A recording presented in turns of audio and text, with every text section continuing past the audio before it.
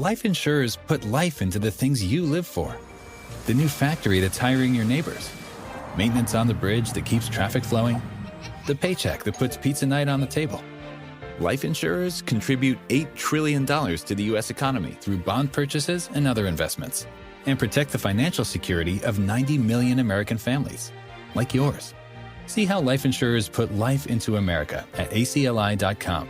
Paid for by the American Council of Life Insurers. Whether you're into comedians roasting each other's life choices or turning yesterday's bad decisions into today's funny stories, Amazon Music's got the most ad-free top podcasts, included with Prime. Download the Amazon Music app and get in on the joke. Or go to amazon.com/ad-free comedy. That's amazon.com/ad-free comedy to catch up on the latest episodes without the ads. The big con. The big con. The big con. The big con. The big con. Now time for a very Pyramid Scheme edition of Game Pass or Pass, the podcast where we play games on Microsoft's Game Pass service, tell you which games to pass to your friends and which games to hop on a bus with some dude you don't know and scam people and drive on by. I am Corey. I'm joined by the sketchy man in a suit, Basher. You're not incorrect. I did get me a free CPU from Amazon. Thanks, guys. Look Thought it was forward Newegg. to. Was it? Wait, no. No, you're right. It was Newegg because it was FedEx. Newegg. Yeah, that's right. That's right. Don't. If you're gonna, I'm not saying that. I'm not saying that. The big con. That's what we're here to talk about today. But before that, did you know that if you're a con man and you want to tell us about your latest conning, you can write us 574-651-9256. You can shoot us a text message. You can shoot us a voicemail. You can let us know that you like Dead by Daylight. You can let us know that you love Starfield, that you hate Starfield, that you think you're not even going to play Starfield. Are you going to play Starfield? We're going to play Starfield. I'm only playing it because I have to. Yeah, like, it's not even for the show. You know, like, I feel like if I don't play Starfield, like, I'm... Oh, no, I wouldn't play it. If I was doing a show and not play Starfield. Like, it's... I don't get FOMO very often. But this is one. It's just like, fair enough. People are going to talk about it, and so I feel like if whether I love it, hate it, whatever, I have to be educated enough to be able to speak on it, and that's truly it. Like I'm curious about Starfield, but we're here to talk about the big con. Here are we got to the details in this one way faster. We're at 2 minutes, whereas our last one took 8 minutes. So what does that tell you? I don't know what that tells you, but that's just, there's your statistic for the day. Developed by Mighty Yell Studios, published by Skybound. Hustle and grift your way across America in the 90s as a teenager con artist on a crime-filled road trip adventure. Play as Allie, a curious and sarcastic high schooler who ditches band camp to go on a cross-country road trip. But this isn't a joyride. Allie is on an all-important mission to save her family video store from the nasty loan sharks trying to shut down their shop. Swindle strangers, pickpocket people, and con commoners across a wacky America of the 90s. And, it should go without saying, lie to your mom about all of it. Choose what deserves to be conned and... Choose who deserves to be conned and what and who might need a helping hand. The world is your oyster, and hey, pearls are worth a lot. This is available on Xbox One, Xbox Series X and S, as well as PC. It does have cloud saves. I can confirm you can go from one to the other. We have a main story time of 4 hours, a completionist of 9 hours, and main and extras of 5. And that is it. The big con. Let's talk about it. Yeah, let's talk about the con game here. What made you pick this other than it looks just like the type of games you always pick? So I don't think it's a big secret that Game Pass had like a 2 to 3 month stretch there where there wasn't a lot of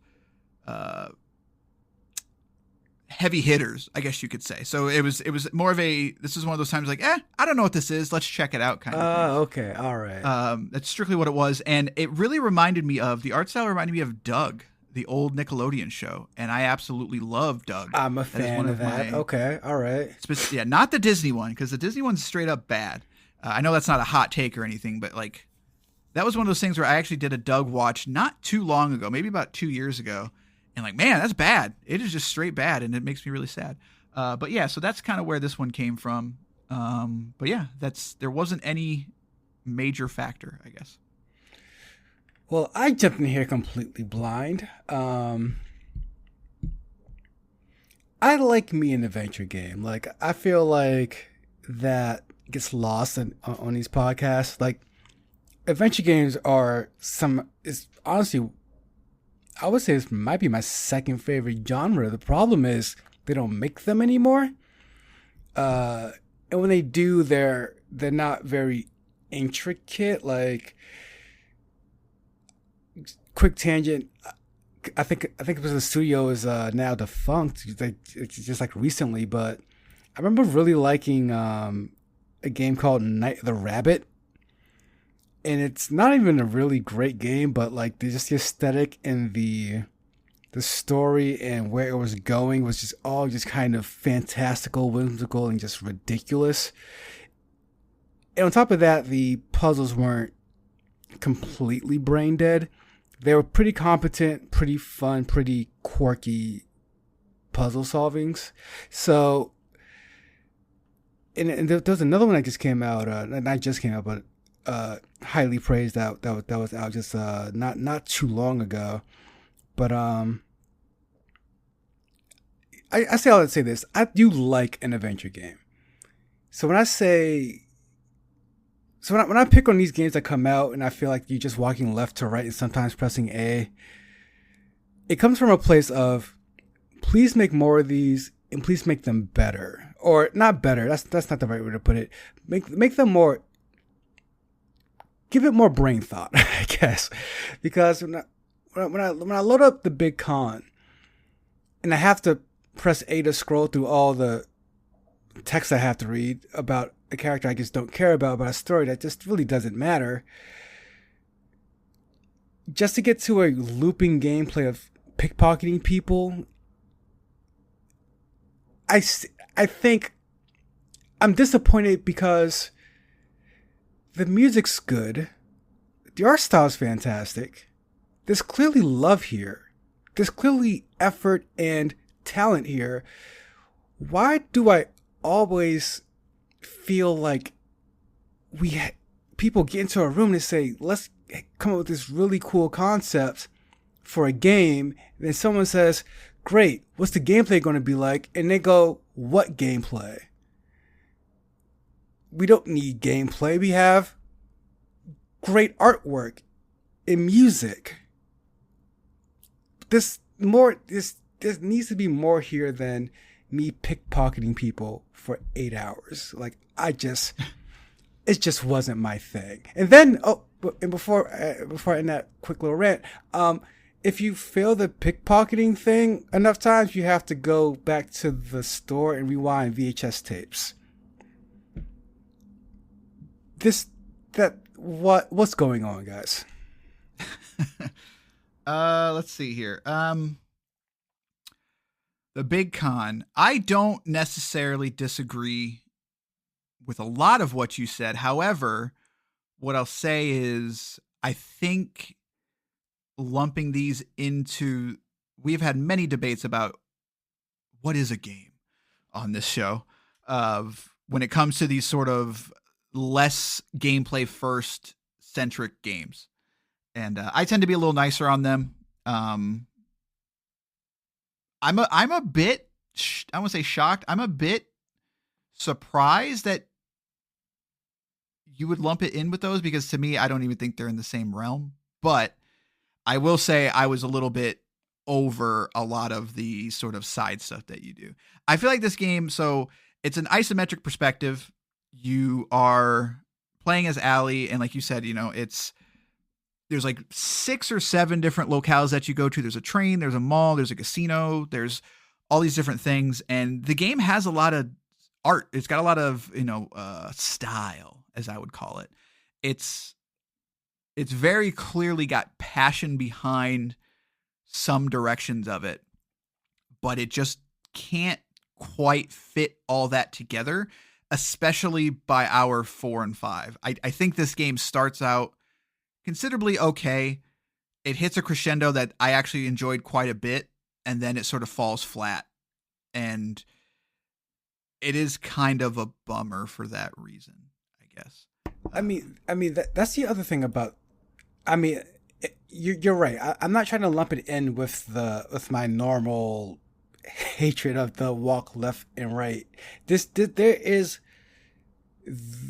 is more here. This is more of an adventure game than those games. And I think it's trying to tell more of a story as well in some aspects. And a lot of times the issue for me is an adventure game is special in the sense that you have to be telling a story that is in some way, the story sort of kind of essentially takes the forefront a lot in these, there's the character you empathize with. There's a plot line that is that's near dear to you or someone you may know. I'll go back to like that first Walking Dead game, or it gets everyone in the feels all at the same time. Something like the Big Con. I just don't feel like the story here was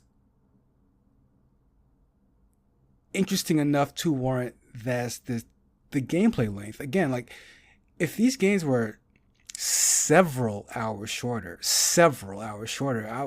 I'd have a different opinion. I think. Yeah, it's hard to talk because we haven't really talked too much about it. Like the story, there isn't much of one. Like again, Allie she's trying to solve her family problems, which are loan sharks for her video store, which is a very 90s thing. And I think for me, and this is gonna sound a bit crazy. Why is this game called The Big Con? Because you're not conning anybody. Well, isn't she thieving a lot? Are conning and thieving the same thing? I wouldn't say so. Right. Most of what you're doing in this game is stealing stuff. Like legitimately. Like it's got an adventure game feel to it. So like on the train, for instance, like everywhere you go, you have to get X amount of dollars, and you have to get X amount of dollars by making things happen on screen. If I pickpocket the bag and I get the thing, I can make the other thing happen. If I open this door and I get the pass or the ticket, I now can access this other room, and I have to get I have to do a certain amount of these things before I can move forward, basically. So it does have that very much adventure game feel of you've got to do X amount of things. And even though we do the same things, we might get a slightly different outcome. I have a feeling that's going to happen less here because of it's kind of strange where sometimes it makes you do things. But there's definitely instances where like I was at the mall and like I know there was a way I could get this golden bear and sell this golden bear, but I couldn't figure it out. I don't know if I screwed up and I broke the sequence of events. I don't know what it was, but I was able to basically still continue, if that makes sense. But that's not again, this is a very strange nitpick, but that's not a con. I didn't know which way you were going to come at this game. I didn't know you would come at the title of the game. That is, that's unexpected. It makes it sound like this game is like far more conniving, and it will have twists and turns. I was about to say more interesting. Yeah. Right. Like, but no, like the majority of this game is you are literally going from town to town, stealing stuff. And that's it. Like that is what you do in the game. And it's annoying because I like the way it looks. I like Allie because she's got kind of this, like, it's a very 90s story of like, she loves her parents, but she kind of wants to leave her hometown, and it's on the nose, but I like what it's doing. I like the way it looks. And then when I'm actually playing the game and I'm going from town to town, I like what I'm doing, because again, I like that gameplay of making X do Y to get to Z. And for the most part, it's pretty generous. I think the biggest flaw with these games is when you can't figure it out, right? Like, it's just like, dude, I don't know what to do. I don't know where to go. I don't know what I'm supposed to be doing. Like, I have no idea where I'm supposed to go because the game wasn't good enough at guiding me, or I'm too stupid to figure it out, kind of thing. I like the cutscenes. I like how you can sort of sometimes pick your dialogue. I like the way that it pops up on the screen. Like, everything about it's really cool, but it's, I don't know, like there's a disconnect somewhere in the middle, and it starts with the name because you're not conning anybody. Like, this is like you are thieving your way to get the loan sharks off your mom's back. And it's I don't know. It's annoying. It's the best way I can say it is I'm annoyed with it. Yeah, I was instantly just not pulled into the world of this. Who is? I forgot the name of your buddy there. Who's your con man? Your the guy that shows up in the room. Yeah, I don't remember either, honestly. He's like an invisible friend or something. Oh, that, yeah, I don't remember. Okay, either. Basically a narrator. Yeah, Like, so it's someone that Allie can see, but other people can't, or he has to wear a disguise or something, and he just kind of pops up in the room, and as if they're friends for a long time, and they clearly are. And I instantly was like, who is this person? And why is he here? And I don't know anything about what's going on right now. And I just keep going. Right. I feel like I missed a game before this that introduced this character. And I'm supposed to just keep going along with her and this person. And then another guy gets introduced on the train. And she goes on this adventure. I don't want to say like you missed a game. For me, it's more like, it's not that I don't get the joke. It's okay. Stay with me. It's the opposite of The Messenger. The Messenger knew it was a game, and it never made you feel like it was a game. It could still tell its jokes, and the writing was good enough that like you felt the trope of the game happening without it being annoying. This is kind of the opposite end of that. Like, that character exists because it's a game. That's it. That's the only reason this character exists. It's there to move you from point A to point B, to give you pointers, but it thinks it's funny, and it's not. It's just not funny at all. Did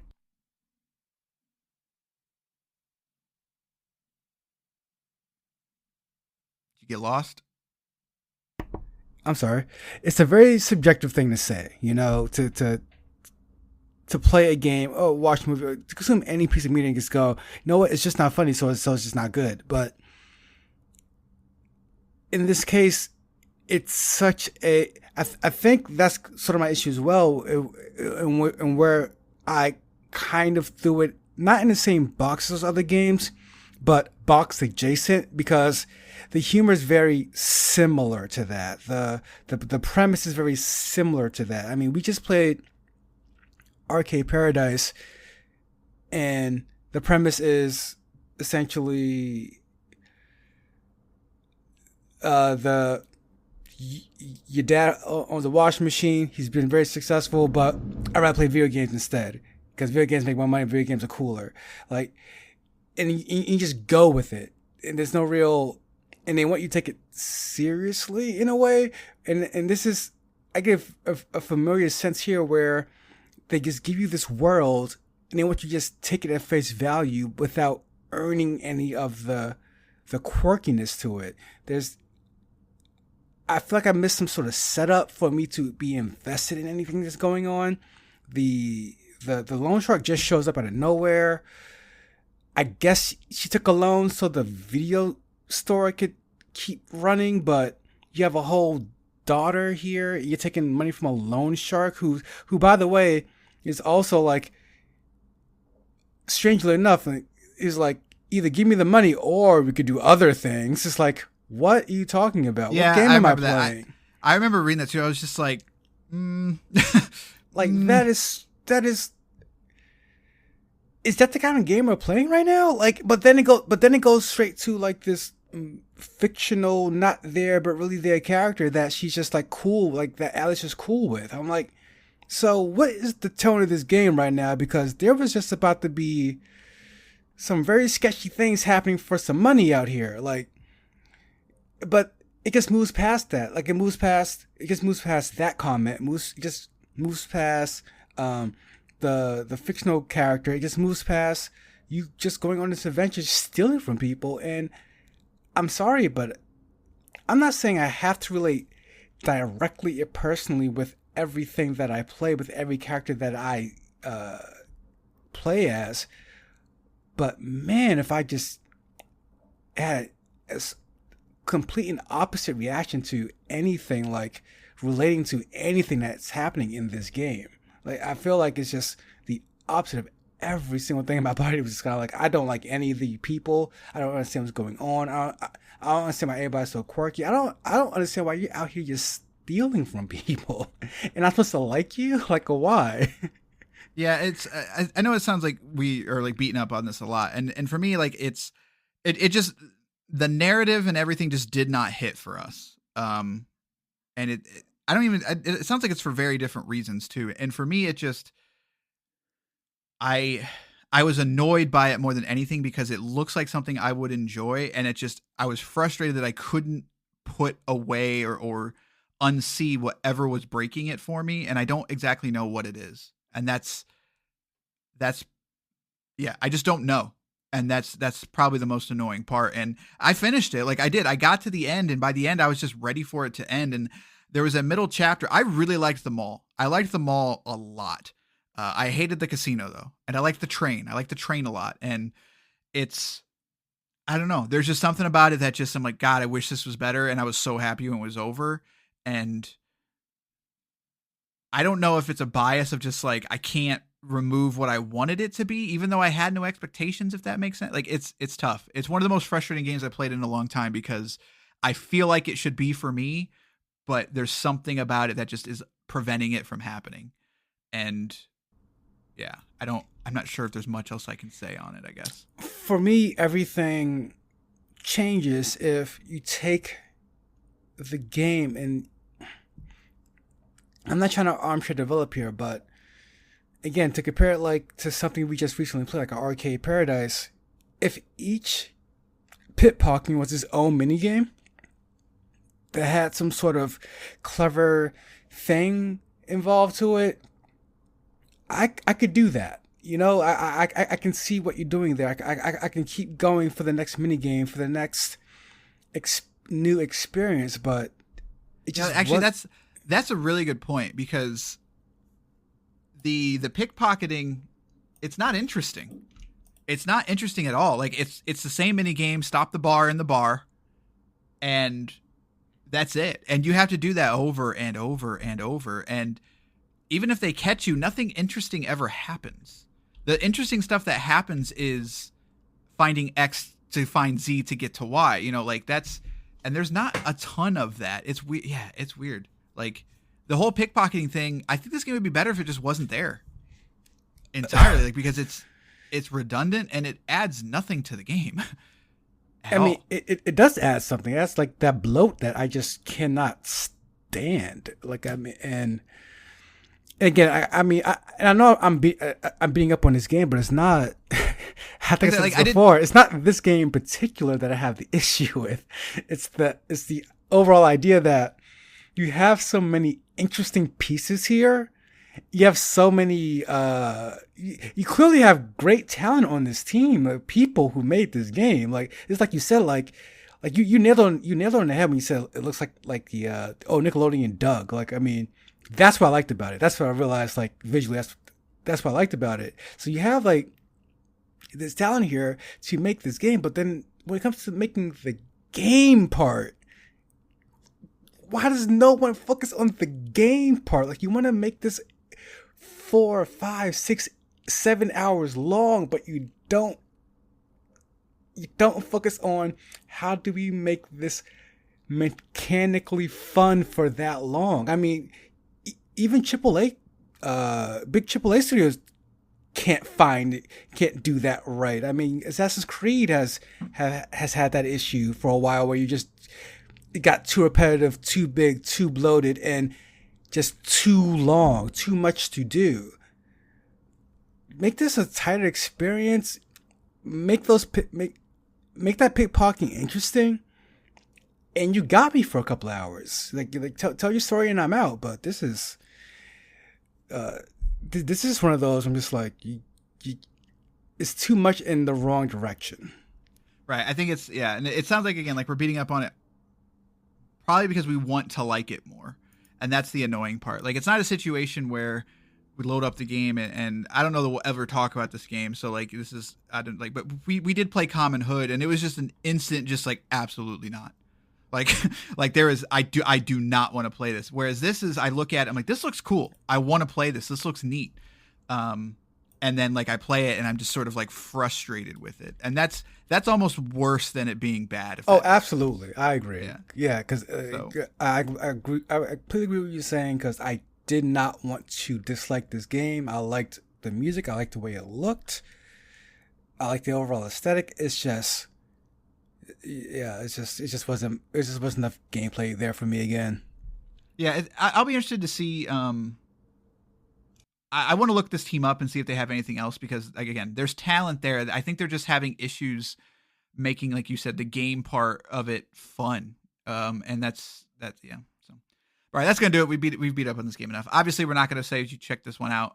We're not big fans of it. So, but if maybe you enjoyed it, let us know. 574-651-9256, and I'm gonna shill a little bit more here and say, hey, why not leave us some reviews on Apple, iTunes, Spotify, those places. We haven't got too many reviews this year, and that stuff helps. It really does. So I'm going to ask, hey, if you're listening, you got your iPhone, pull out your phone real quick, shoot us a quick review, be 100% honest, because we want feedback, and let us know what you think. And I promise you, those reviews, you might feel like it doesn't make a big difference, but it truly, truly does. Apple's algorithms are dependent on those reviews. So.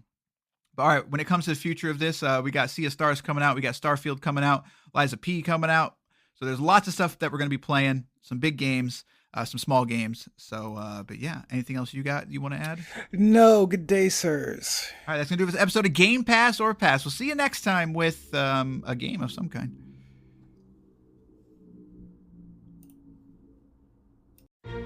Life insurers put life into the things you live for. The new factory that's hiring your neighbors. Maintenance on the bridge that keeps traffic flowing. The paycheck that puts pizza night on the table. Life insurers contribute $8 trillion to the U.S. economy through bond purchases and other investments, and protect the financial security of 90 million American families, like yours. See how life insurers put life into America at acli.com. Paid for by the American Council of Life Insurers.